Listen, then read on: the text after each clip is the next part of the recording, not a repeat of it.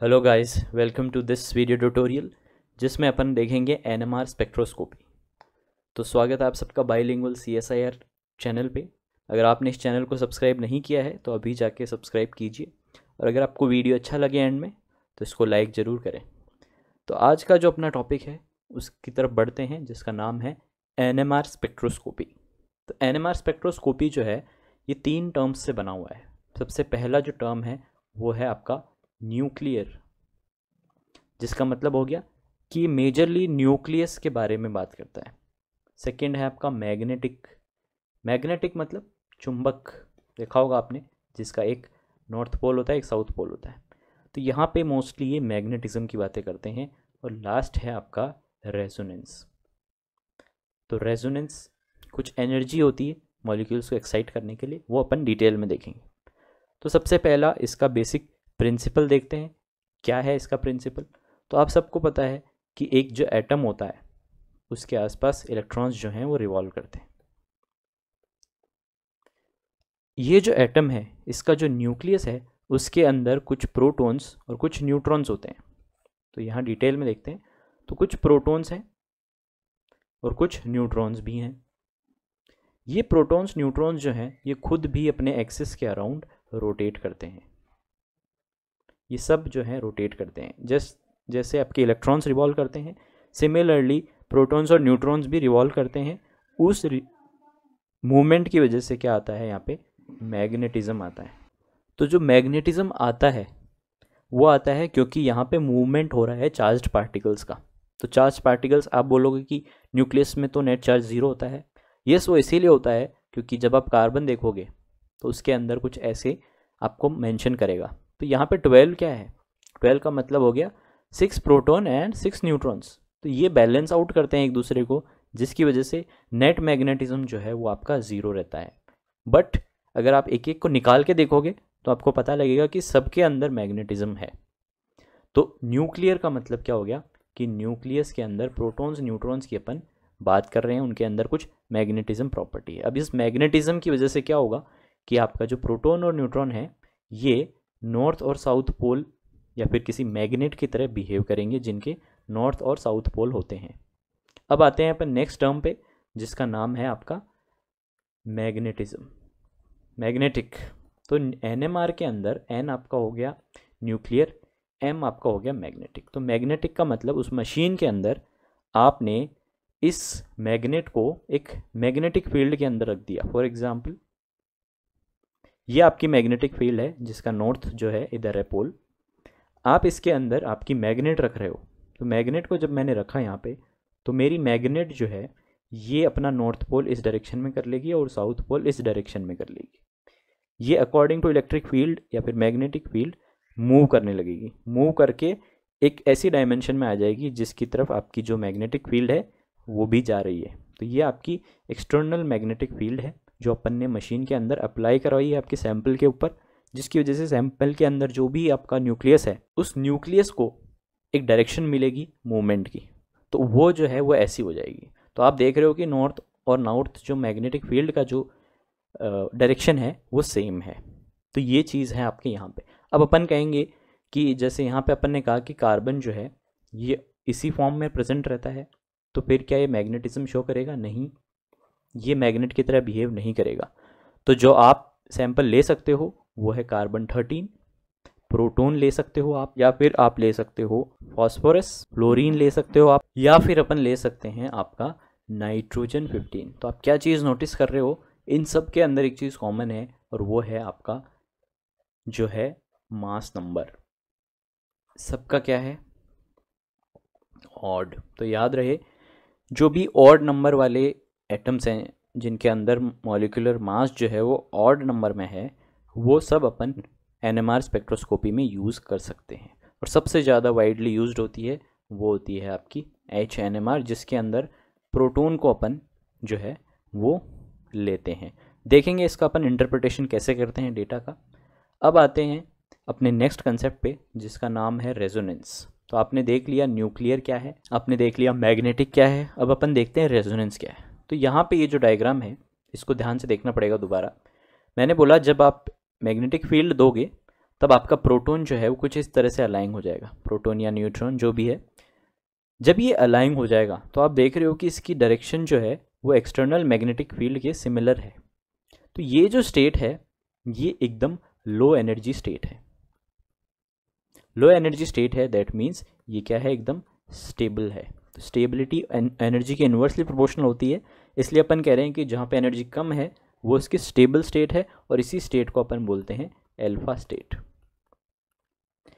अगर मैं इसको एनर्जी दूं, किसी एक्सटर्नल एनवायरनमेंट के थ्रू इसको एनर्जी दूं, तो मोस्टली एनएमआर के अंदर जो एनर्जीज दी जाती हैं वो होती हैं आपकी रेडियो वेव्स। तो अगर मैं इसको एनर्जी दूंगा, रेडियो वेव्स प्रोवाइड करवाऊंगा, तो मेरा जो प्रोटॉन है उसका अलाइनमेंट चेंज हो जाएगा, एज इन कि यहाँ पे साउथ हो जाएगा और यहाँ पे नॉर्थ।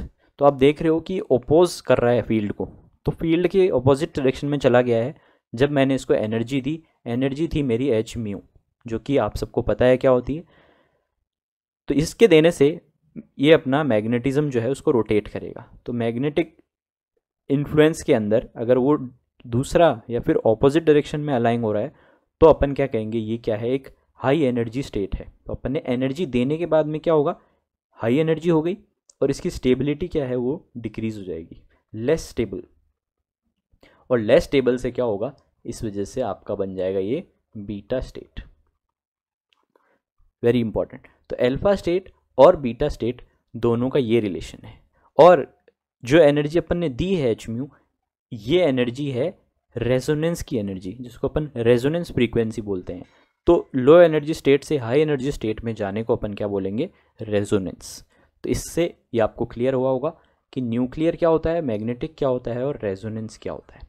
इसी को अपन स्पेक्ट्रोस्कोपी पढ़ते हैं। तो आप क्या देख रहे हो कि अगेन लाइट का इन्वॉल्वमेंट है या फिर लाइट का इंटरेक्शन है मैटर के साथ में, इसलिए स्पेक्ट्रोस्कोपी। ये था इसका बेसिक प्रिंसिपल। अब अपन एक बार इंस्ट्रूमेंटेशन देख लेते हैं इसका, कैसे वो इम्पॉर्टेंट है। एक चीज़ और जो यहाँ पे इम्पॉर्टेंट है वो ये कि जब ये हाई एनर्जी स्टेट से वापस अपने लो एनर्जी स्टेट में आएगा, तब अपन क्या कहेंगे कि यहाँ पे कि अपन को एनएमआर का सिग्नल मिला है। तो जब ये वापस रेस्ट पोजीशन में आएगा बीटा से अल्फा, तो अपन को एनएमआर सिग्नल्स जनरेट होंगे, जो कि आपकी एक मशीन जो है वो कैच कर लेती है और डेटा इंटरप्ट में हेल्प करती है। अब देखते हैं इसका इंस्ट्रूमेंटेशन। इंस्ट्रूमेंटेशन बहुत सिंपल है। अपन ने एक टेस्ट ट्यूब ली है, यहाँ पे ये आपको दिख रही होगी टेस्ट ट्यूब। इसके अंदर कुछ सैंपल है। अब इस सैंपल को अपन ने मैग्नेटिक पोल, दो मैग्नेट्स हैं उनके बीच में रखा है, क्योंकि अपन को क्या करना है, न्यूक्लियर तो है इसके अंदर, मैग्नेटिज्म कहाँ से आएगा, इन मैग्नेट से। अब अपन को क्या करवाना है, रेजोनेंस। तो रेजोनेंस देने के लिए रेडियो वेव्स चाहिए। तो यहाँ पे रेडियो वेव्स कौन देगा, आपका रेडियो फ्रीक्वेंसी का ऑसिलेटर। ये रेडियो वेव्स देगा, जिसकी वजह से उनका अलाइनमेंट चेंज होगा, अल्फा से बीटा स्टेट में जाएंगे, फिर थोड़ी देर बाद में बीटा से वापस अल्फा में जब वो रेस्ट करेंगे, तब आपको जो है न्यूक्लियर मैग्नेटिक रेजोनेंस की, या फिर मैं कहूँ एनएमआर का जो मेरा सिग्नल है वो जनरेट होगा, जो कि रेडियो फ्रीक्वेंसी डिटेक्टर जो है ये आके डिटेक्ट करेगा और डेटा अपना इंटरप्रेट करेगा कंप्यूटर पे। यहाँ पे दिया है कोल्ड नाइट्रोजन। ये एक्चुअली सैंपल को सॉलिडिफाई करने के लिए होती है। सैंपल जो यहाँ पे यूज़ होता है, इट कैन बी सॉलिड और लिक्विड। तो अगर आप नाइट्रोजन नहीं दे रहे हैं, दैट मीन्स आपका सैंपल जो है वो लिक्विड है। तो ये आपका एक बेसिक इंस्ट्रूमेंटेशन है। अब अपन आते हैं अपने नेक्स्ट कंसेप्ट पे, जिसका नाम है डेटा इंटरप्रिटेशन। तो अगर आपको ग्राफ दिया हुआ है तो आप कैसे डेटा को इंटरप्ट करोगे कि ये किस चीज़ का ग्राफ है। तो एनएमआर जो होता है वो मोस्टली आपका मॉलिक्यूलर स्ट्रक्चर्स को आइडेंटिफाई करने के लिए होता है। आपको पता होना चाहिए कि कौन सा एटम और कौन सा मॉलिक्यूल कहाँ पे अलाइन है एक स्ट्रक्चर के अंदर। तो सबसे बेसिक जो एग्जांपल है वो यहाँ पे अपन लेंगे, जो कि है ब्रोमो इथेन। तो ब्रोमो इथेन का फॉर्मूला क्या होता है, BrCH2CH3। तो ये हो गया आपका ब्रोमो इथेन। तो जहाँ पे मैंने कहा था कि अपन मोस्टली यहाँ पे HNMR पढ़ते हैं, और इस HNMR के डेटा इंटरप्रिटेशन के लिए सबसे इंपॉर्टेंट है 3 फैक्टर्स। तो कौन से हैं वो 3 फैक्टर्स।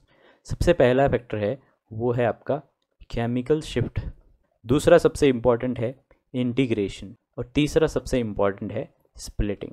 तो ये 3 चीज़ें आपको इंपॉर्टेंट है समझना एक ग्राफ के लिए, इंटरप्रेट करने के लिए डेटा को, या फिर एनएमआर स्पेक्ट्रोस्कोपी पढ़ने के लिए। तो इनको अपन डिटेल में देखते हैं। सबसे पहली जो चीज़ लिखी हुई है वो है आपका केमिकल शिफ्ट। तो केमिकल शिफ्ट मतलब कि वो इस ग्राफ के अंदर वो लेफ्ट में है या राइट में है। तो आप यहाँ पे एक वैल्यू देखोगे 0, इस 0 के सब लेफ्ट में है, और जो x और y एक्सिस पे जो आपके डायमेंशंस हैं वो आपके इंटेंसिटी वर्सेस ppm, पार्ट्स पर मिलियन, और इंटेंसिटी। तो यहाँ पे इंटेंसिटी है आपकी रेजोनेंस की, तो यहाँ पे पार्ट्स पर मिलियन जो अपन धीरे धीरे समझ जाएंगे।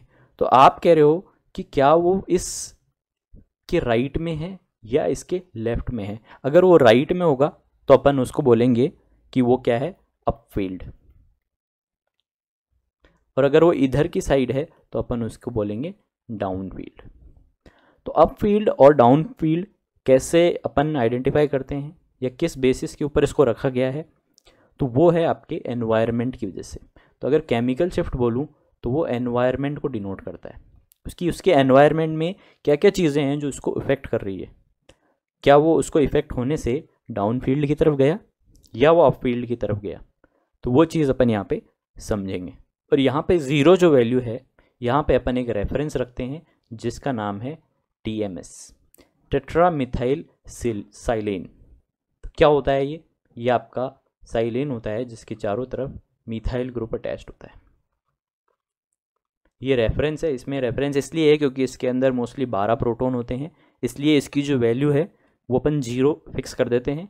फिर इस रेफरेंस को लेके अपन और चीज़ों का केमिकल शिफ्ट देखेंगे। तो इससे कितना दूर है वो है आपका केमिकल शिफ्ट। क्यों है वो? क्योंकि एनवायरनमेंट में और भी चीज़ें प्रेजेंट है, जैसे कोई इलेक्ट्रोनेगेटिव एलिमेंट है, कोई और कार्बन है, कोई फंक्शनल ग्रुप है, कोई हाइड्रोजन है, तो उनकी वजह से इसका डेविएशन आएगा रेफरेंस से, उसको अपन केमिकल शिफ्ट में डिनोट करते हैं।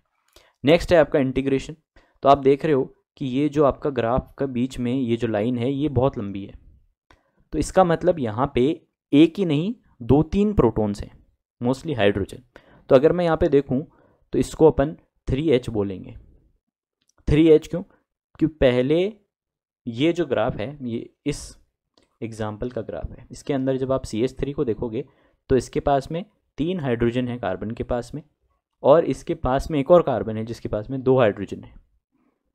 तो ये जो 3 कार्बन है, 3 हाइड्रोजन है, इन 3 हाइड्रोजन का जो ग्राफ है वो कुछ ऐसा आएगा। एक हाइड्रोजन, फिर दूसरा हाइड्रोजन उसके साथ इंटीग्रेट हो जाएगा, फिर तीसरा हाइड्रोजन उसके साथ इंटीग्रेट हो जाएगा। इसलिए वो जो लाइन है, वो जो कर्व है या जो पीक है, वो थोड़ी बड़ी आएगी एज़ कम्पेयर टू अदर। तो ये है आपका इंटीग्रेशन, जो कि है कि how many number of hydrogens are present. और लास्ट है आपका स्प्लिटिंग, जिसको अपन कहते हैं N+1 रूल। तो अगर मैं कहूँ मेरे पास एक प्रोटॉन है, उस प्रोटॉन के पास में एक और प्रोटॉन है, जिसकी वजह से क्या हुआ, अब वो स्प्लिट हो गया, उसकी एनर्जी जो है, उसका रेजोनेंस जो है स्प्लिट हो गया। अब उसके पास में एक और अगर प्रोटॉन है तो वो भी स्प्लिट कर देगा उसको, और इसके पास में एक और प्रोटॉन था इसलिए इसने भी इसको स्प्लिट कर दिया। अब यहाँ पे आप देख रहे हो कि एक कॉमन आपको इंटेंसिटी मिलेगी जो कि ज़्यादा होगी, और वही कौन सी है, ये मिडल वाली। तो स्प्लिटिंग की वजह से मिडल वाली के अंदर इंटेंसिटी ज़्यादा है, इसलिए वो अपन को थोड़ा और ज़्यादा दिखेगा, और जो है एज़ कम्पेयर्डली वो छोटे दिखेंगे। तो ये है आपका स्प्लिटिंग। इसके अंदर N+1 रूल लगता है। N क्या है यहाँ पे? Number of neighbouring hydrogen. तो नंबर ऑफ नेबरिंग हाइड्रोजन का मतलब क्या हुआ कि अगर मैं इसकी बात करूं CH3 की, तो इसके नेबरिंग में कितने हाइड्रोजन हैं? कितने हैं? 2।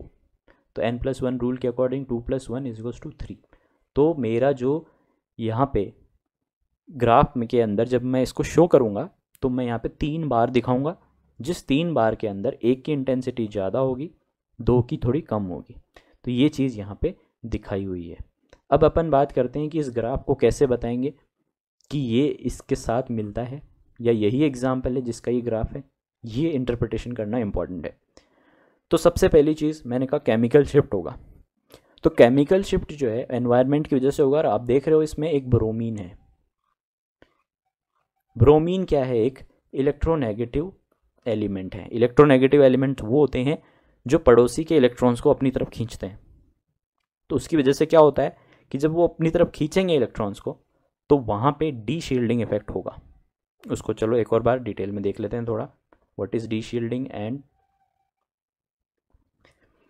तो अगर मैं बोलूँ कि आपके पास में कार्बन है, इसके पास में 6 इलेक्ट्रॉन्स हैं और 6 ही इसके पास में प्रोटॉन है।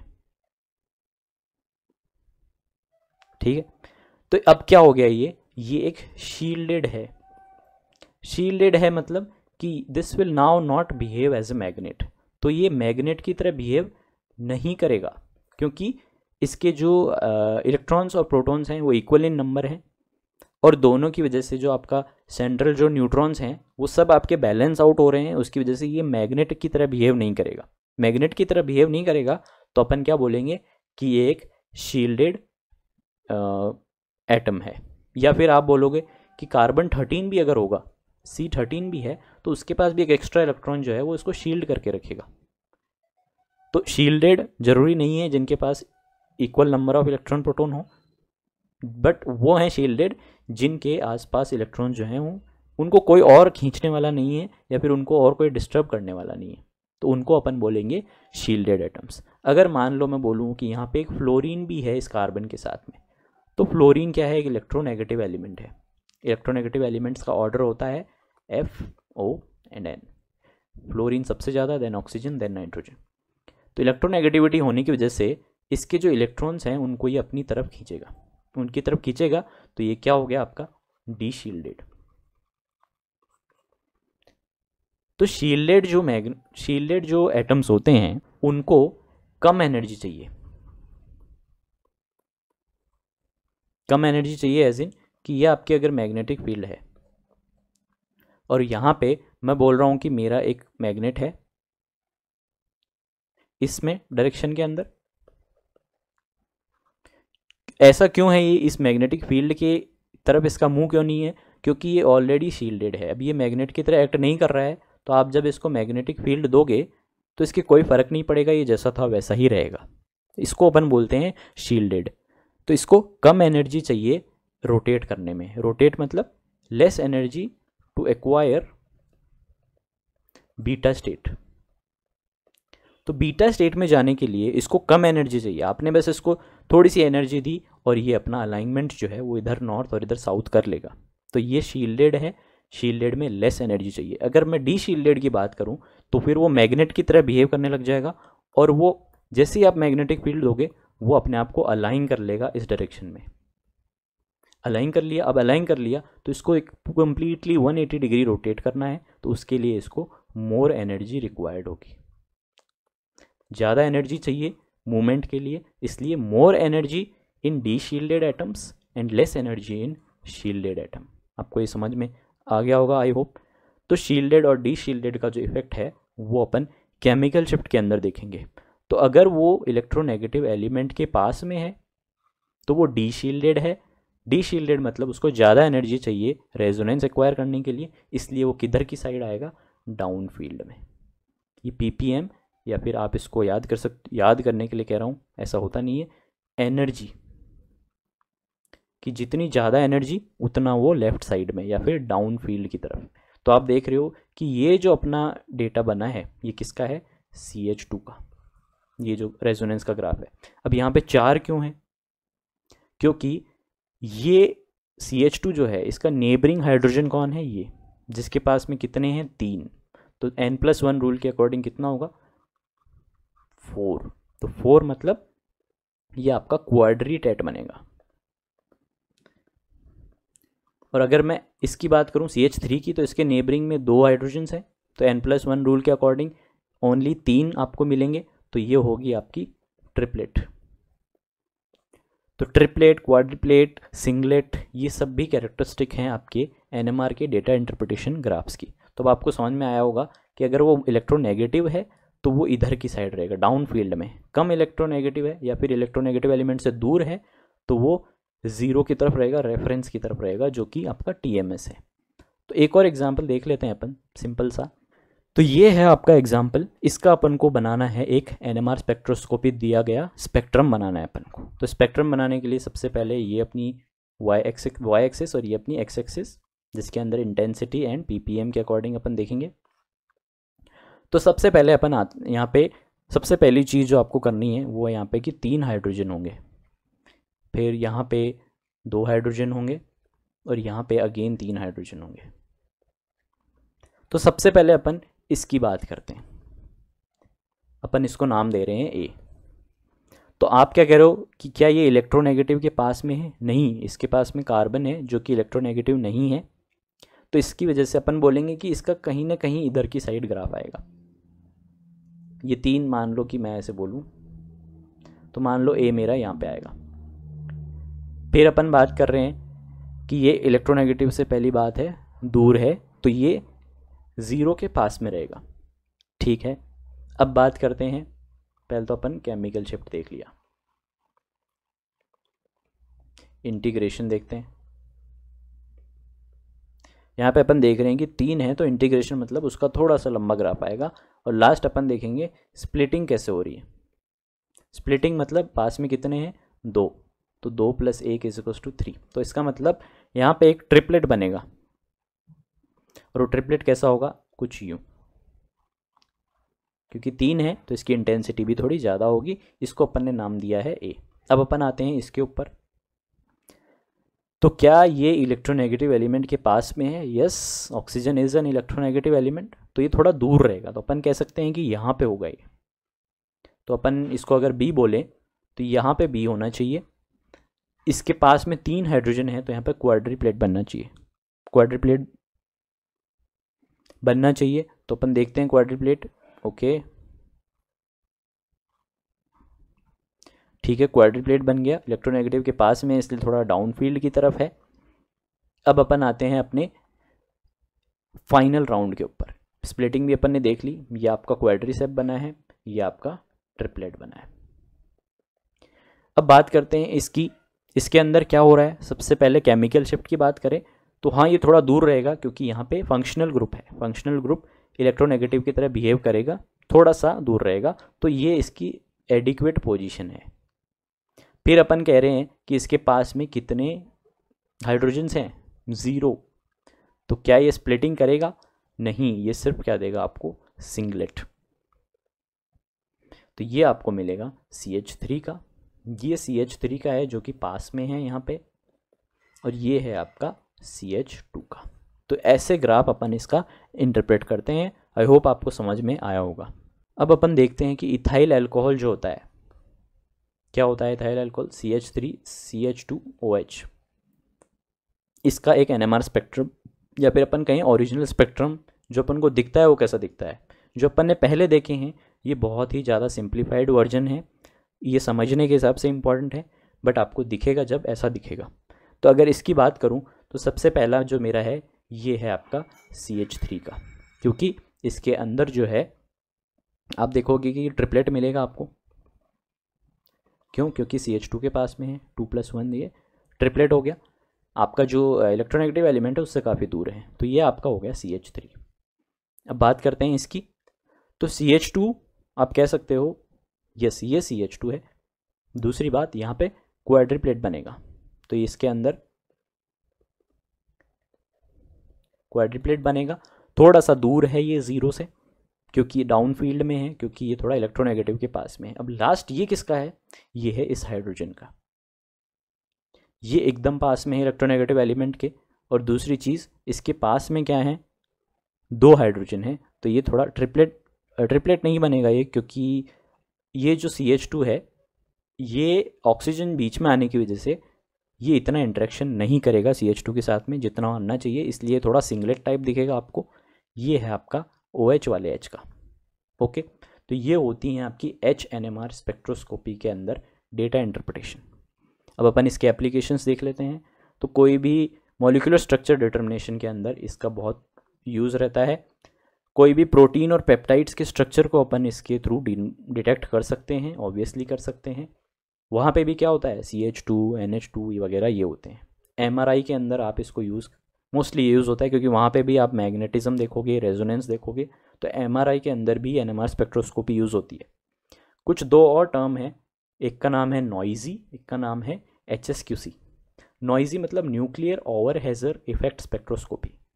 ये NMR स्पेक्ट्रोस्कोपी की एक टाइप है। It is useful for determining signals which arise from protons that are close to each other in space. मतलब उनके अंदर बॉन्डिंग नहीं है। मान लो ये CH2 बोलूँ और इधर एक ऑक्सीजन का मॉलिक्यूल घूम रहा है, या फिर जो भी आपका सैंपल है, फॉर एग्जांपल तो ये एक टेस्ट ट्यूब में रहेगा, यहाँ पे हाइड्रोजन रहेगा, H2O रहेगा, पानी रहेगा, तो इसके साथ में जो ये इंटरेक्शन करेंगे उनको अपन नॉइजी के अंदर पढ़ते हैं। If they are not bonded via a dipolar interaction over a limited distance on the order of 0.5 nanometer और लेस, अगर 0.5 नैनोमीटर के आसपास ही है, उसकी रेंज में है और इससे बॉन्डेड नहीं है, तो अपन नॉइजी के थ्रू डिटेक्ट कर सकते हैं कि वहाँ पे कौन सा प्रोटॉन है। आई मीन प्रोटॉन है तो वो कितना दूर है, क्या है उसका स्ट्रक्चर, पानी है या क्या है। तो ये हो गया आपका नॉइजी का। लास्ट है हेट्रोन्यूक्लियर सिग्नल क्वांटम कोरिलेशन। ये आपका इंपॉर्टेंट इसलिए है क्योंकि जब आप पेप्टाइड्स का स्ट्रक्चर डिटरमाइन करते हो, जो अपन ने यहाँ पे देखा है, वो इस टेक्निक से होता है। यहाँ पे कह रहा है कि spectrum where heteronuclear refers to nuclei other than hydrogen. तो अगर CH2, अगर मैं अमीनो एसिड का स्ट्रक्चर देखूं तो क्या होता है वो, तो यहाँ पे हाइड्रोजन है, ये इंटरेक्ट किससे कर रहे हैं, नाइट्रोजन से। ओके, तो ये नाइट्रोजन से इंटरेक्ट कर रहे हैं, अलॉन्ग विद दैट यहाँ पे भी कार्बन है, तो ये इलेक्ट्रोनेगेटिव है, नाइट्रोजन है, and this is other than hydrogen. तो आप कहोगे कि यहाँ पे इंटरेक्शन होगा, उसको अपन HSQC से पढ़ सकते हैं। तो ये एक इम्पॉर्टेंट एप्लीकेशन है इसका। यही सब था आज के इस लेक्चर के अंदर। आई होप आपको NMR स्पेक्ट्रोस्कोपी जो है वो क्लियर हुई होगी।